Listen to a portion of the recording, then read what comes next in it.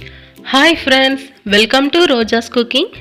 அனைவருக்கும் இனிய ஈஸ்டர் திருநாள் நல்வாழ்த்துக்கள். இன்னைக்கு நம்மளோட சேனல்ல ஒரு ஸ்பெஷல் தீம் கேக் ரெசிபி தான் பார்க்க போறோம். ஈஸ்டர்ல அதனால ஒரு ஸ்பெஷலான ஒரு தீம் கேக் ரெசிபி பார்க்குறோம். வாங்க எப்படி செய்யலாங்கிறத வீடியோக்குள்ள போய் பார்க்கலாம். அதுக்கு முன்னாடி நம்மளோட சேனலை சப்ஸ்கிரைப் பண்ணலனா கண்டிப்பாக சப்ஸ்கிரைப் பண்ணி பக்கத்தில் இருக்க பெல் பட்டனையும் கிளிக் பண்ணிக்கோங்க. அப்போ தான் நான் வீடியோ போட்டோன்னே உங்களுக்கு நோட்டிஃபிகேஷன் வரும். இப்போ இது செய்கிறதுக்கு நம்ம வந்து ஒரு ட்ரஃபிள் அந்த கனாஷை வந்து ரெடி பண்ணிக்கலாம்.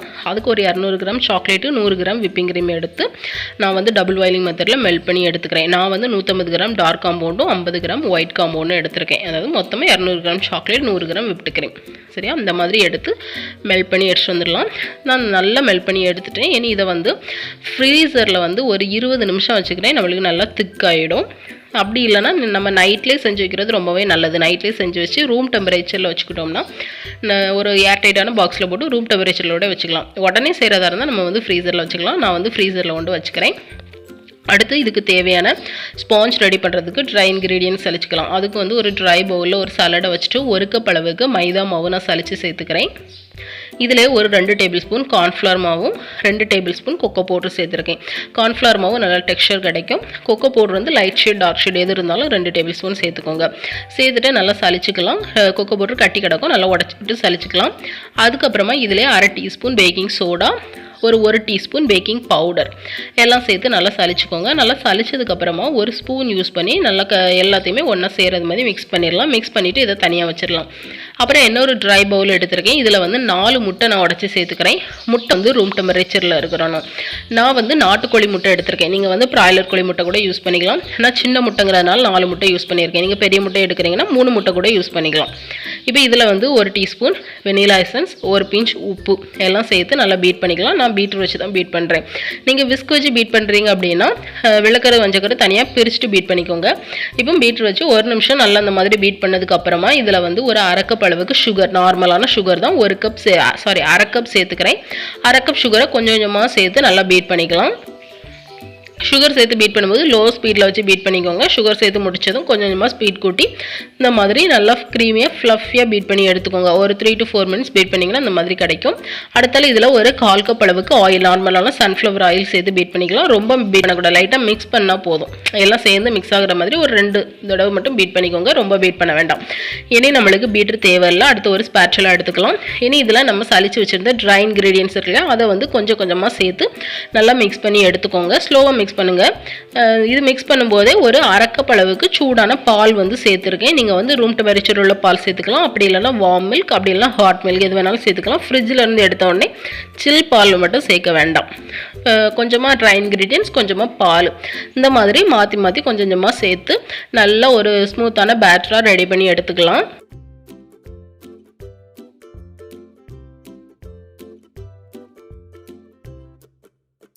இப்போ பாருங்கள், நான் வந்து நல்லா கட்டி இல்லாமல் மிக்ஸ் பண்ணி எடுத்துட்டேன். நான் வந்து ஸ்லோவாக தான் மிக்ஸ் பண்ணுறேன், வீடியோக்காக உங்களுக்கு ஸ்பீடாக காட்டியிருக்கேன்.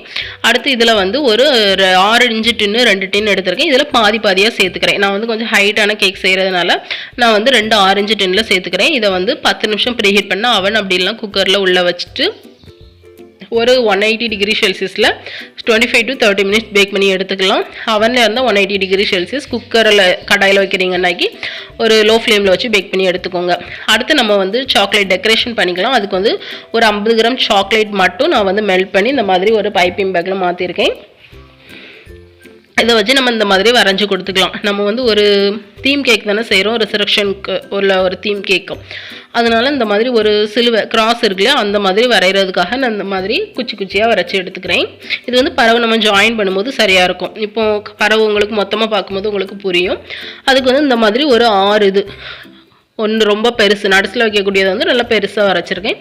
அதுக்கப்புறம் உள்ளது சின்ன சின்னதாக வரைஞ்சிருக்கேன். ஏன்னா இதை வந்து ஃப்ரிட்ஜில் வச்சிடலாம். அடுத்து வந்து ஒரு பிஸ்கட்டில் வந்து இந்த மாதிரி சாக்லேட் 2 சைடும் சாக்லேட் சேர்த்து இதையும் ஃப்ரிட்ஜில் வந்து நம்ம செட் பண்ண வச்சிடலாம். அடுத்து நம்ம வந்து ஃபஸ்ட்டு செட் பண்ண வச்சுருந்தோம் இல்லையா சாக்லேட்டு, அது வந்து நல்லா செட் ஆகிடுச்சு. இனி இதை வந்து நல்லா 2 ஜாயின் பண்ணி எடுத்துக்கணும். ஒரு கொஞ்சமாக சாக்லேட் வச்சு அதில் வந்து இந்த மாதிரி ஒட்டி கொடுத்துக்கோங்க. உங்களுக்கு பார்க்கும்போது தெரியுதுல அந்த ஷேப் வந்து அந்த சிலுவையோட ஷேப் கரெக்டாக இருக்கு இல்லையா. இனி இதில் வந்து ஒரு குச்சி நம்ம கேக்கில் சொருவுறதுக்காக ஒரு குச்சி வைக்கணும். அதுக்காக டூத் பீக் அந்த மாதிரி வச்சு அதுலேயும் சாக்லேட் வச்சு ஒட்டி கொடுத்துக்கிறேன். இந்த மாதிரி 3 சிலுவை வந்து நம்ம ரெடி பண்ணி எடுத்துக்கலாம். ஒரு பெருசு, அப்புறம் 2 சின்னது, இந்த மாதிரி நான் ரெடி பண்ணி எடுத்துக்க போகிறேன். நம்ம சாக்லேட் வைக்கிறதுக்கு பதிலாக நார்மலாக ஒரு சின்ன குச்சியை கூட அந்த மாதிரி வச்சு ரெடி பண்ணிக்கலாம். சாக்லேட்டுக்கு பதிலாக குச்சியை கூட நம்ம ஒரு சின்ன கம்பு குச்சி மாதிரி வச்சு ரெடி பண்ணிக்கலாம். அதுவுமே பார்க்குறதுக்கு நல்லாயிருக்கும். நான் வந்து சாக்லேட்டில் ரெடி பண்ணியிருக்கேன். அடுத்து நம்மளோட கேக் வந்து நான் பேக் பண்ணி எடுத்துகிட்டு 2 கேக் வச்சுருந்தோம் இல்லையா, 2 கேக்கையும் ஒவ்வொரு கேக்கையும் நான் 2 லேயராக கட் பண்ணியிருந்தேன். அப்போ எனக்கு 4 லேயர் கிடச்சிச்சு. அதில் 3 லேயரை வந்து நான் இந்த மாதிரி கட் பண்ணி எடுத்துக்க போகிறேன். ஒரு லேயர் மட்டும் நான் கட் பண்ணாமல் வச்சிட போகிறேன். இது வந்து நம்ம ஒரு குகை மாதிரி ரெடி பண்ணுறதுக்காக. அதனால 3 லேயர் இந்த மாதிரி நான் கட் பண்ணிக்கிறேன். அந்த நடுஸில் உள்ள பீசஸ் வந்து நம்மளுக்கு வேஸ்ட் கிடையாது. அதை நம்ம வந்து மணலுக்கு பதிலாகவும் கல் செய்கிறதுக்கும் யூஸ் பண்ணிக்கலாம். அதனால அதை வந்து நம்ம தனியாக வச்சிடலாம். அது நம்மளுக்கு கடைசி யூஸ் ஆகும். இனி நம்ம வந்து கேக் வந்து செட் பண்ண ஆரம்பிச்சிடலாம். அதுக்கு டர்ன் டேபிள் மேலே ஒரு கேக் போர்டு வச்சுட்டு ஃபஸ்ட்டு நம்ம கட் பண்ணோம்ல, அதில் உள்ள ஃபஸ்ட்டு கேக் வந்து வச்சுருக்கேன். அதுக்கு மேலே நான் சுகர் சிரப் லெஃப்ட் ஓவர் என்கிட்ட இருந்ததுனால நான் அதை அப்ளை பண்ணிக்கிறேன். அதுக்கு மேலே வந்து லெஃப்ட் ஓவர் விப்பிங் க்ரீம் இருந்தால் அதையும் நான் அப்ளை பண்ணிக்கிறேன். நீங்கள் வந்து விப்பிங் க்ரீம் இல்லை அப்படின்னாக்கி விப்பிங் க்ரீமும் லெஃப்ட் ஓவர் இல்லை அப்படின்னா ஒரு 1/4 கப் சீனி 1/2 கப் தண்ணி சேர்த்து நல்லா கொதிக்க வச்சு ஆற வச்சு எடுத்துக்கோங்க சுகர் சிரப்புக்கு. அதேமாதிரி விப்பிங் க்ரீமுக்கு வந்து ஒரு 1/2 கப் விப்பிங் க்ரீம் பீட் பண்ணி எடுத்துக்கோங்க. என்கிட்ட லெஃப்ட் ஓவர் இருந்ததுனால நான் இதை யூஸ் பண்ணிக்கிட்டேன். நான் வந்து நிறையெல்லாம் வைக்கலை, கொஞ்சம் கொஞ்சமாக தான் வச்சுருக்கேன். சிரப்பும் கொஞ்சமாக தான் சேர்த்துருக்கேன். அதே மாதிரி க்ரீமுமே லைட்டாக ஒட்டுறதுக்கு எவ்வளோ வைப்போம் அந்த மாதிரி தான் நான் சேர்த்துருக்கேன்.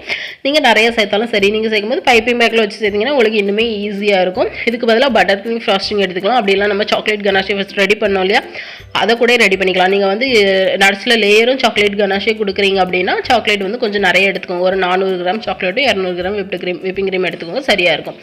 இப்போ நான் 3 லேயர் கேக்கு இந்த மாதிரி நான் வந்து வச்சு கொடுத்துக்கிறேன். இன்னும் 4வது லேயர் கேக் வந்து ஃபுல்லாகவே நான் வந்து நட்ஸில் கட் பண்ணலை, ஃபுல்லாகவே வச்சிடலாம்.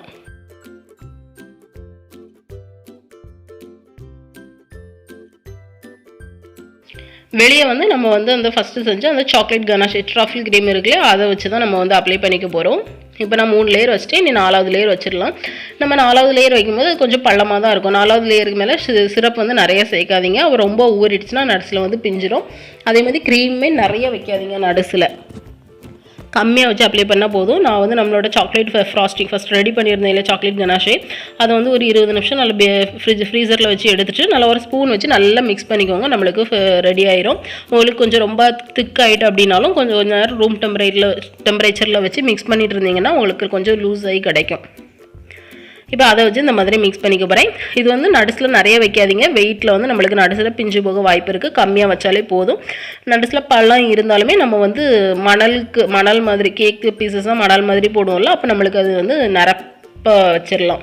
இப்போ நான் வந்து அந்த சாக்லேட் ஃப்ராஸ்டிங்கை வந்து சைடில் எல்லா சைட்லேயும் ஃபுல்லாக நான் வந்து கவர் பண்ணி எடுத்துக்கிறேன். ரொம்ப நீட் பண்ணலாம் இல்லை, லைட்டாக ஓரளவுக்கு எல்லா இடமும் அப்ளை பண்ணி வச்சா போதும். ரொம்பலாம் நம்ம வந்து நீட் பண்ண வேண்டாம்.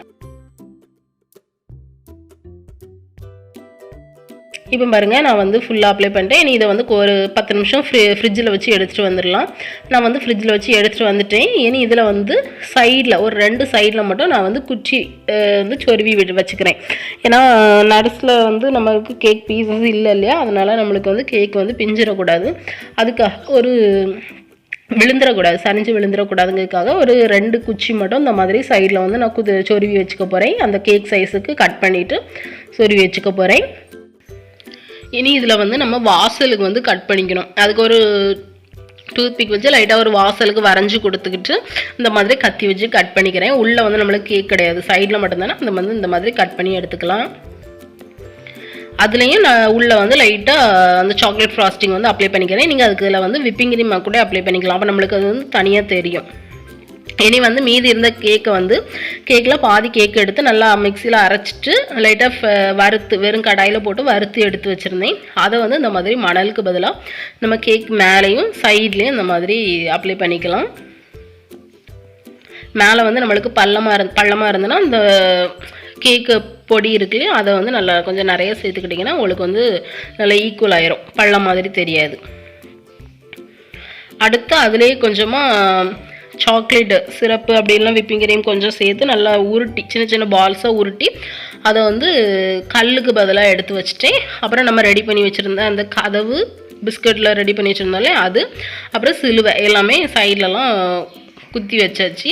இனி வந்து புல்லுக்கு பதிலாக நான் வந்து கொஞ்சம் விப்பிங் க்ரீமில் க்ரீன் ஃபுட் கலர் ஆட் பண்ணி இந்த மாதிரி மிக்ஸ் பண்ணிவிட்டு கிராஸ் நாசில் போட்டு இந்த மாதிரி புல் வரைச்சி கொடுத்துக்கிறேன். இதுக்கு பதிலாக உங்கள்கிட்ட கிராஸ் நாசில் இல்லைன்னா நார்மலான ஒரு பைப்பிங் பேக் வந்து குட்டியாக கட் பண்ணிவிட்டு சின்ன சின்னதாக இழுத்து விட்டுக்கலாம். அதுவுமே நல்லாயிருக்கும். நல்லா ஃபுல்லாக நம்ம வந்து கட் பண்ணி விட்டுக்கலாம். ஏன்னா இது வந்து ஃபுல்லாகவே நம்மளுக்கு வந்து சாக்லேட் தான், அதனால் நம்மளுக்கு அந்த க்ரீன் கலர் சேர்க்கும் போது கொஞ்சம் நல்லாயிருக்கும். கொஞ்சம் தனியாக தெரியும் போது கொஞ்சம் நல்லாயிருக்கும்.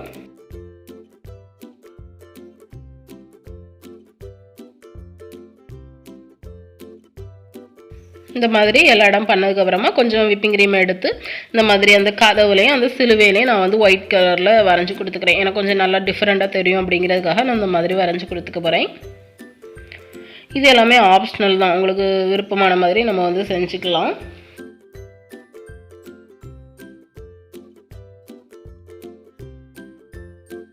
அவ்வளோதான், நம்மளோட தீம் கேக் வந்து ரெடி ஆகிடுச்சு. Resurrection theme cake, Easter special theme cake வந்து ரெடி ஆகிடுச்சு. இந்த வீடியோ உங்களுக்கு பிடிச்சிருக்குன்னு நம்புகிறேன். பிடிச்சிருந்தனா லைக் பண்ணுங்கள், ஷேர் பண்ணுங்கள், சப்ஸ்கிரைப் பண்ணுங்கள். இன்னொரு இன்ட்ரெஸ்டிங்கான வீடியோவோட உங்களை மீட் பண்ணுறேன். பாய்.